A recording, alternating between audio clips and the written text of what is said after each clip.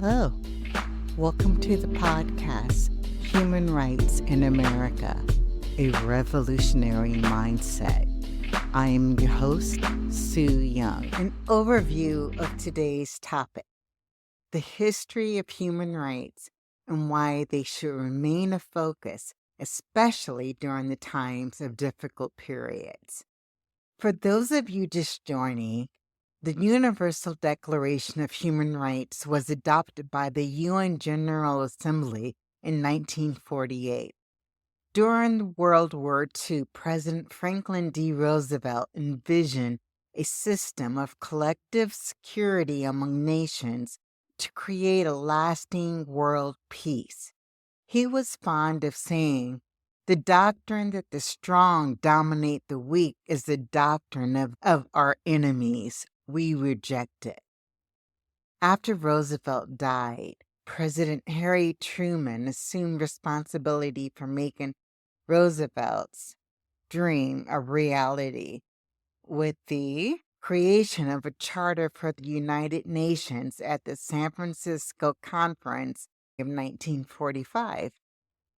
Over the next few years, former First Lady Eleanor Roosevelt, one of the first American delegates to the United Nations, furthered her husband's vision by leading the U.S.'s effort to encourage the United Nations General Assembly's adoption of a Universal Declaration of Human Rights, which is the creation of a system of principles that ensure the protection of basic human rights and dignity.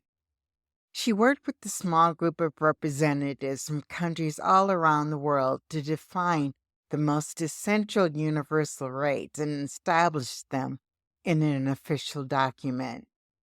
Participants argued over the nature of God and the nature of humans from different cultural perspectives. They discussed whether rights were individual or collective, and about whether social and economic rights should be guaranteed by the government. If you're just joining, I talked about this in the very beginning, one of my earlier episodes, when I discussed the history of human rights.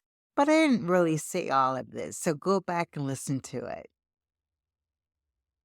Continuing, the most apparent division was between philosophical traditions of the East and the West, and between the ideals of Soviet Communist bloc and the free nations. Well, not to digress, but my last episode talked about declining democracies and how we, the United States, are on that list.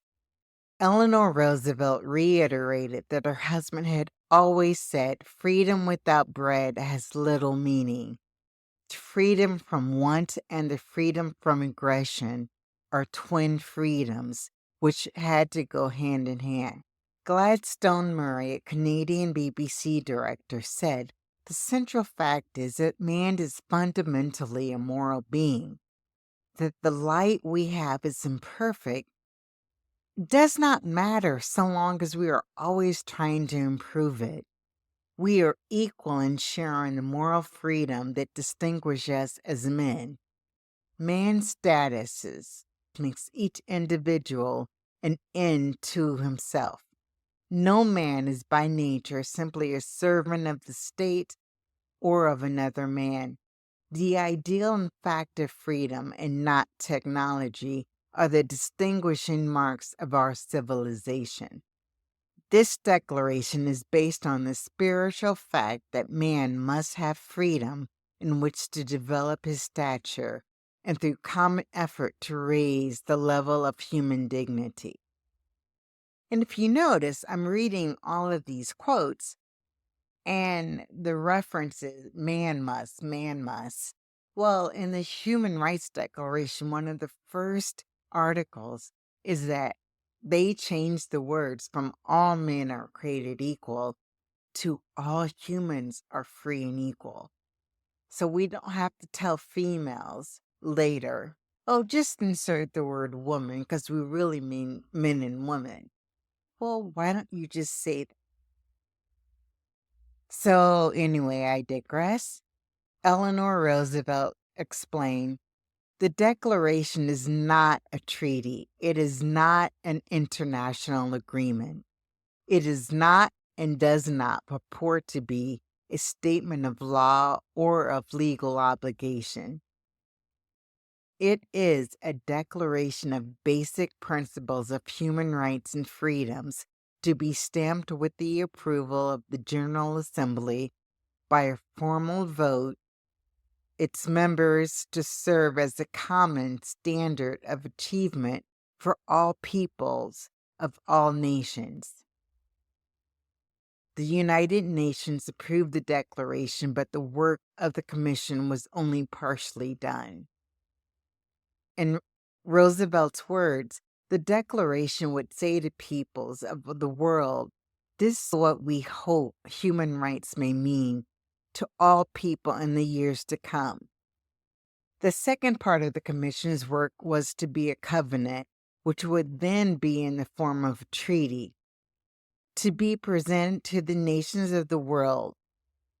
Every nation that ratified the treaty would then be obligated to change its laws wherever they did not conform to the points contained in the covenant.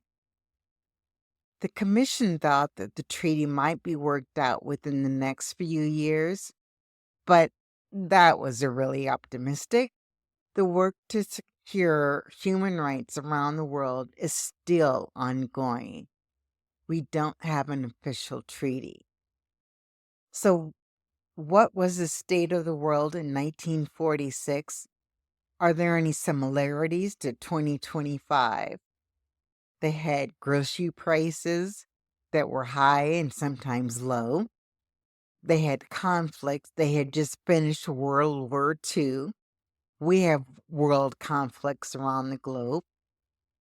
The Declaration came before a Civil Rights Act of 1964 in America, which eliminated discrimination, and before the Voting Rights Act of 1965 in America, which guaranteed all the right to vote, despite it being an amendment in the Constitution. We were smoking everywhere, but we are no longer smoking everywhere in 2025. See, we can change. According to the Human Rights article, the United States has not ratified any international human rights treaty since December 2002, when it ratified 2 optional protocols to the Convention of the Right of a Child. And I just want to digress again. I think episodes 6 and 5 talk about the Convention on the Rights of a Child. So you should check that out. The reason why we haven't ratified any treaties is because the U.S. is opposed to being subject to international jurisdiction versus being its own sovereign state. The central goal of the U.S. foreign policy has always been the promotion of respect for human rights as embodied in the Declaration of Independence, which is the first 10 amendments of our Constitution called the Bill of Rights. And the Declaration of Human Rights contains 30, so you should check it out. I tell you all of this as a reminder that this is not the first time that the world was in a crisis. Something good came out of it.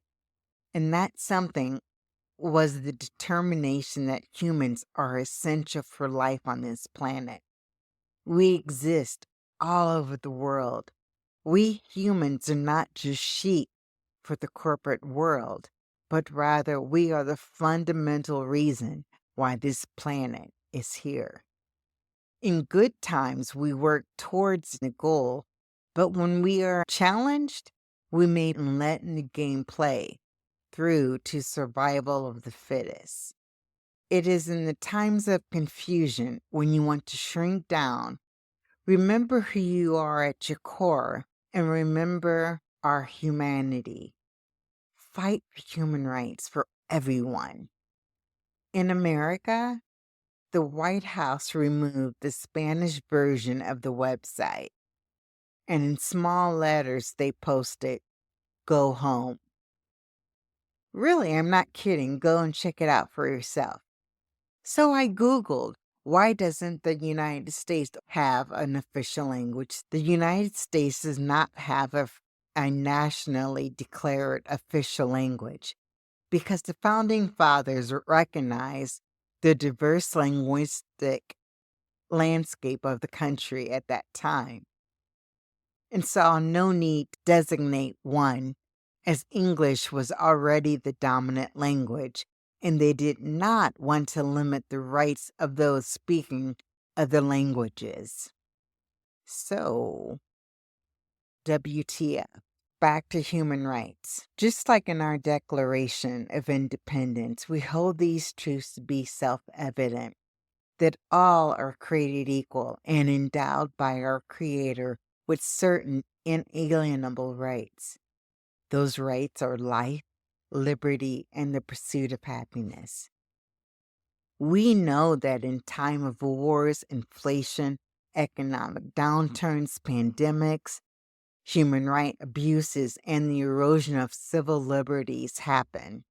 For example, I remember early in the pandemic, I saw a clip where there was a bunch of government police people beating the heck out of a young woman who was walking down the street without a mask on.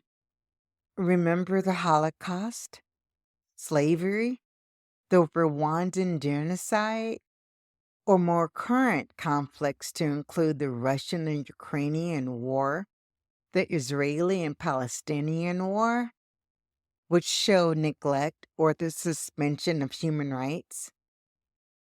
We must remember these events. You all know the saying. Those who cannot remember the past are condemned to repeat it. Let's embrace the resolution given to us in 1948, before the anti-discrimination laws in the U.S., before the Voting Rights Act.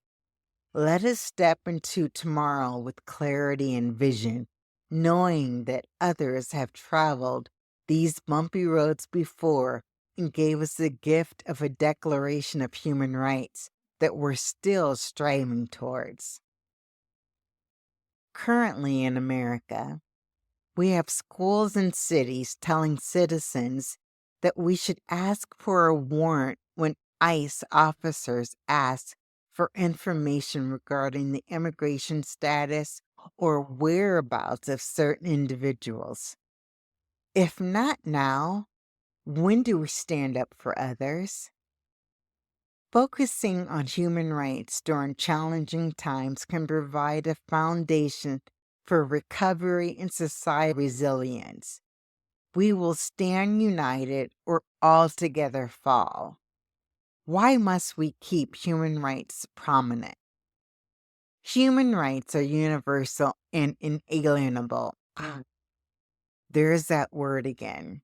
Inalienable, meaning they can never not be for us. Everyone deserves dignity, regardless of circumstances, immigration status, sexual preference, sex, ethnicity, and so on.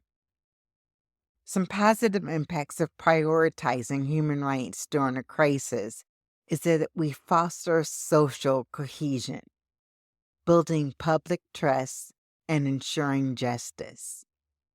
After the rain, we will all have to come into the light and let each other see the results of our actions or our inactions.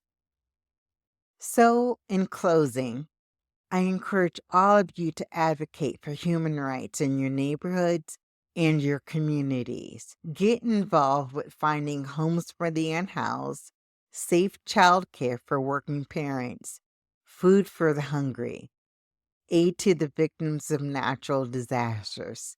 If not now, when? I'll leave you with a quote from Will Rogers. It's great to be great, but it's greater to be human. There is a destiny that makes us brothers, None goes his way alone. All that we send into the lives of others comes back into our own. Until next time, be revolutionary, be human.